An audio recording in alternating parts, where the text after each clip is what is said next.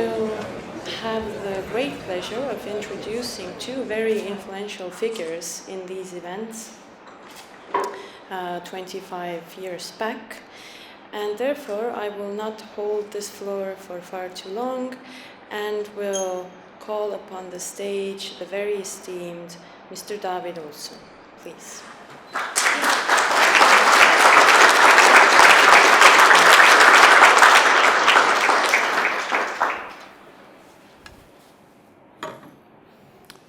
Thank you.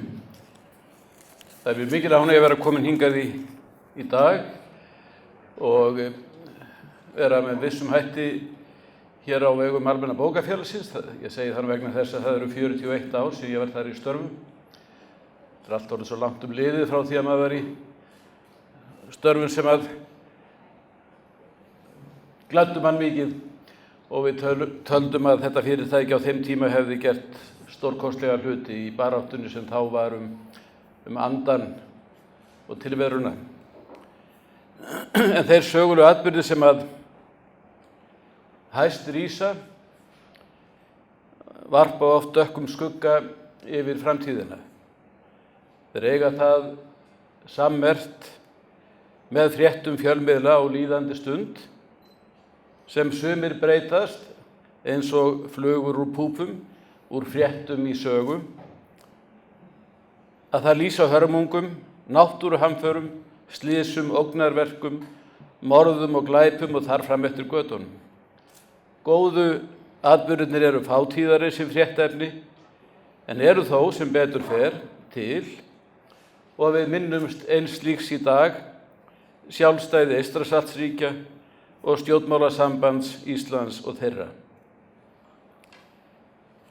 Við Íslendingar göngum ekki með neina þá grillu að án okkar litla atbeina myndi ekkert hafa gerst. Við göngum heldur ekki með þá grillu að okkar ákvarðanir hafi ráðið úrslitum. En þær voru lítill en mikilvægur hluti af því sem hafði jákvæð áhrif á úrslitin og flýtti vafalítið fyrir þeim nokkuð. Ég las nýlega í ævisögu Richard Nixon sem var margt meðal merkustu forseta Bandaríkjanna. Nixon var betur að sér utanríkismál en flestir forsetar og hafði ætíð rétta afstöðu til kommunismans og eðlis hans og hann var mjög vel heima í sovjetfræðum. Nixon þótti til Ronald Reagan sem síðar varð forseti. Reagan væri tryggur, velviljaður, réttsýnn og honum gagnaðist að sjá heiminn í einföldum skýrum línum og afstæða hans var að mati Nixons nær alltaf rétt. En Nixon sagði að þrátt fyrir alla þessa góðu eiginleika þá væri Reagan næfur maður.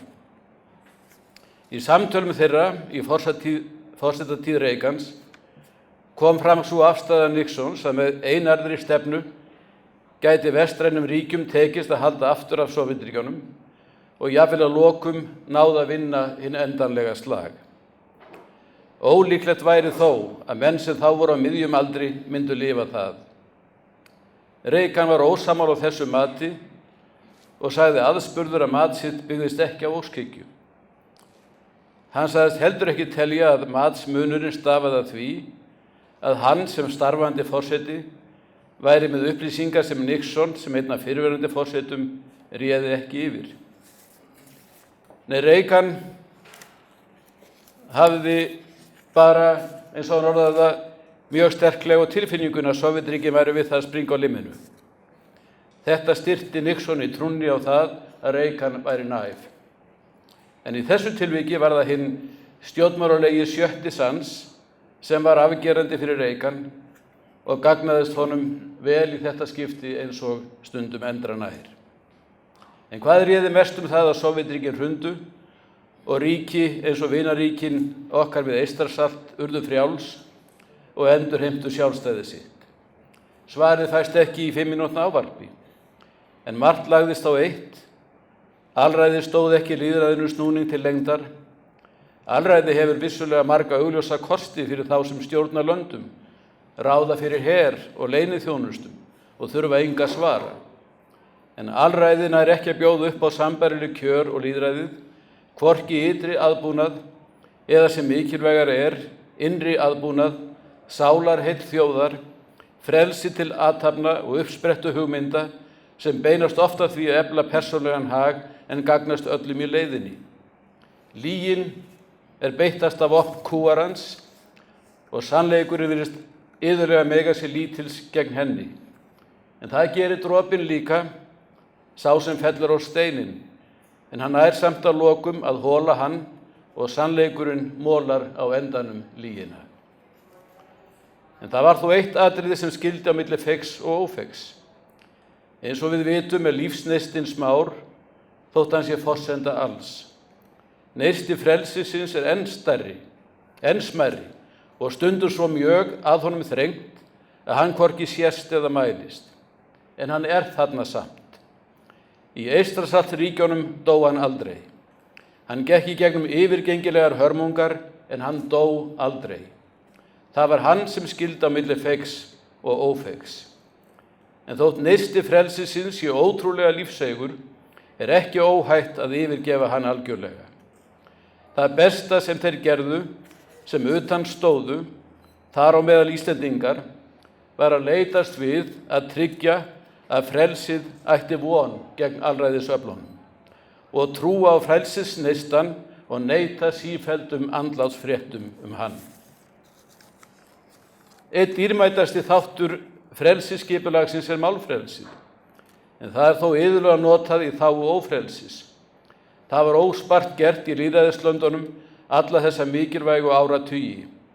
Það skiljanlegt að ýmsir vilji af slíku heyra með sem minnstum hætti núna.